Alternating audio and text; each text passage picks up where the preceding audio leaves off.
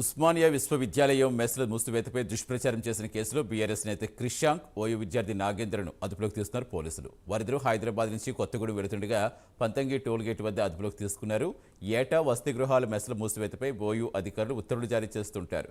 ఈ ఏడాది అధికారులు సర్క్యులర్ జారీ చేయగా వాటిపై సోషల్ మీడియాలో దుష్ప్రచారం చేసి విశ్వవిద్యాలయ ప్రతిష్టకు భంగం కలిగించినట్టుగా ఓయూ అధికారులు పోలీసులకు ఫిర్యాదు చేశారు. ఈ మేరకు కేసు నమోదు చేసిన పోలీసులు క్రిషాంక్, నాగేందర్ను అదుపులోకి తీసుకుని ఓయూ పోలీస్ స్టేషన్ తరలించారు. మధ్యాహ్నము ఓయూ అధికారులు ఓయూ పోలీస్ స్టేషన్లో ఇచ్చిన ఫిర్యాదు మేరకు వాళ్ళ ఓయూ యూనివర్సిటీని, ఉస్మానియా యూనివర్సిటీని మరియు ప్రభుత్వాన్ని మన్నె క్రిషాంక్ గారు ప్లస్ ఇతరులు కొంతమంది కలిసి వాళ్ళు ప్రతి సమ్మర్ వెకేషన్స్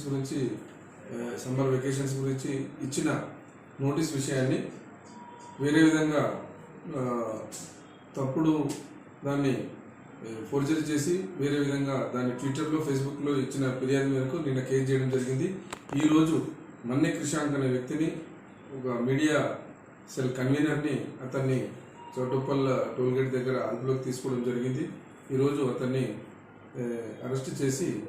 కేసులో అరెస్ట్ చేసి కోర్టుకు పంపించడం జరిగింది.